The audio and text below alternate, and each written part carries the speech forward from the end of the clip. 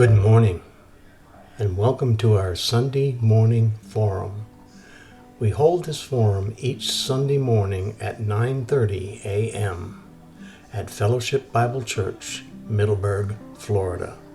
Welcome. Revelation chapter 2 verses 1 to 3 NKJV verse 1, to the angel of the church of Ephesus write, These things says he who holds the 7 stars in his right hand, who walks in the midst of the 7 golden lampstands.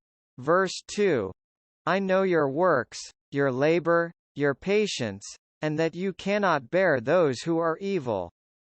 And you have tested those who say they are apostles and are not, and have found them liars.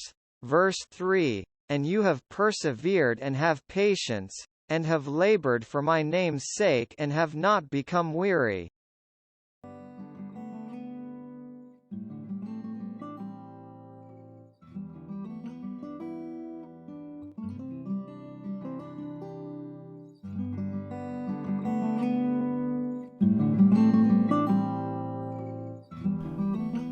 To the angel of the church of Ephesus write, These things says he who holds the 7 stars in his right hand, who walks in the midst of the 7 golden lampstands.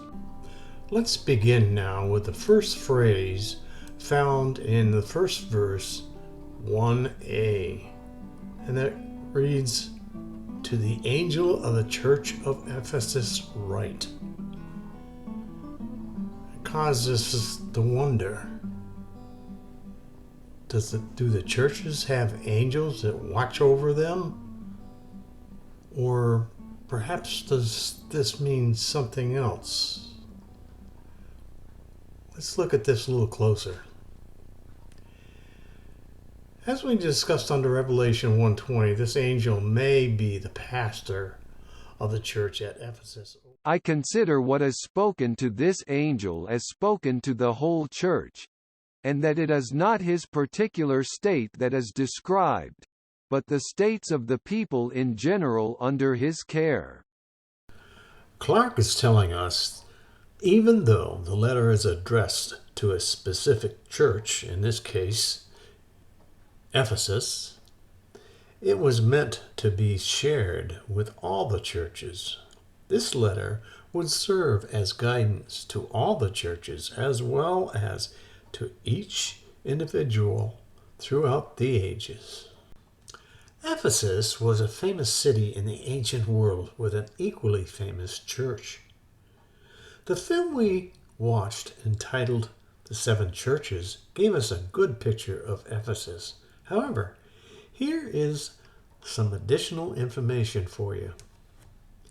Paul ministered in Ephesus for 3 years. We read about this in Acts 19, verse 1, Acts 19:10, Acts 20:31. Aquila and Priscilla with Apollos served there. Acts 18:24 through 28. Paul's close associate Timothy, 1 Timothy 1:3, worked in Ephesus.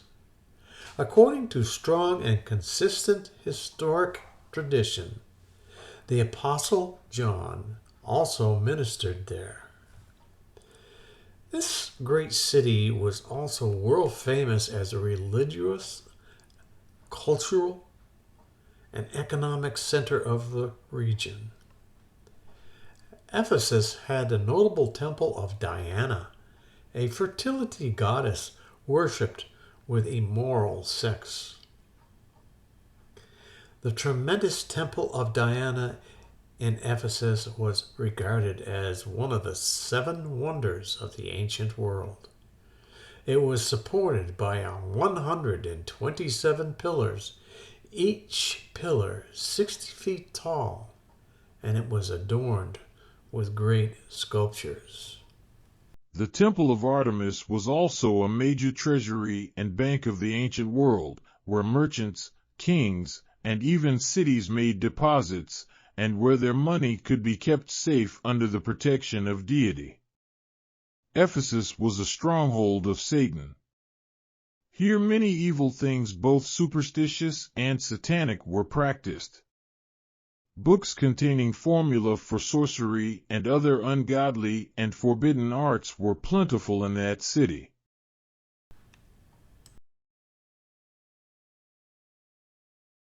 These things says he who holds the 7 stars in his right hand, who walks in the midst of the 7 golden lampstands. These images were taken from John's vision of Jesus in Revelation 1.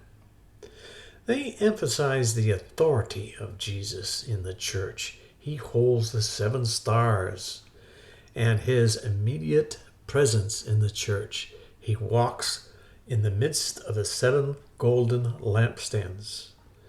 This introduction stresses that Jesus is the center to the church and should be recognized as central to the church.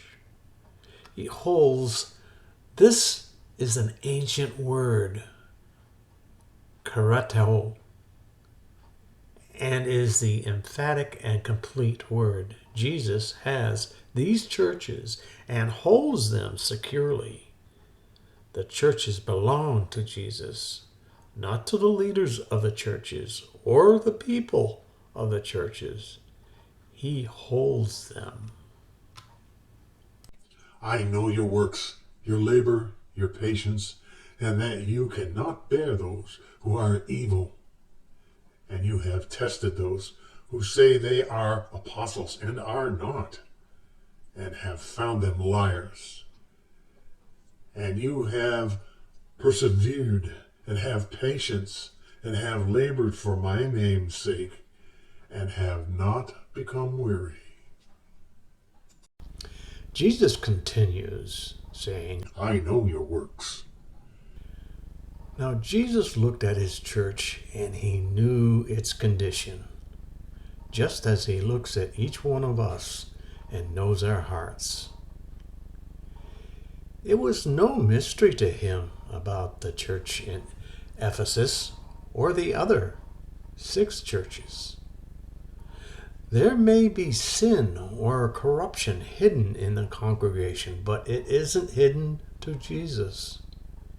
He would say the same thing to us today, both as individuals and as congregation. I know your works. C.H. Spurgeon writes, there are also working Christians who do not approach to laboring, yet a lifetime of such work as theirs would not exhaust a butterfly. Now, when a man works for Christ, he should work with all his might. Jesus continues his statement and says, Your labor, your patience. Now this phrase is rather interesting. Jesus knew what this church did right. They worked hard for the Lord, and they had godly endurance. The word patience, in the Greek, this word is hupomona, which means steadfast endurance. In the last phrase found in verse 2, which I've labeled 2c, it reads, you cannot bear those who are evil. Now, the Ephesian church pursued doctrinal purity. In Acts 20, chapter 20, verses 29 through 31, we see the Apostle Paul quoting Jesus' warning. And Jesus said, For I know this, that after my departure savage wolves will come in among you, not sparing the flock. Also from among yourselves men will rise up, speaking perverse things, to draw away the disciples after themselves. Therefore watch and remember that for 3 years I did not cease to warn everyone, night and day, with tears. From Jesus' commendation, you cannot bear those who are evil. We know that the Ephesians took Paul's warning seriously. The church today, like the Ephesian church then, must vigorously test those who claim to be messengers from God, especially those who say they are apostles, because deceivers will speak well of themselves. C.H. Spurgeon writes, "This was grand of them, it showed a backbone of truth." I wish some of the churches of this age had a little of this holy decision about them, for nowadays, if a man be clever, he may preach the vilest lie that was ever vomited from the mouth of hell, and it will go down with some. Spurgeon. This concludes this week's lesson, verses 1 through 2. I've decided to put 3 and 4 together because they fit together logically. And I'd like to keep these film clips as short as possible and still get the message across. So until we meet again,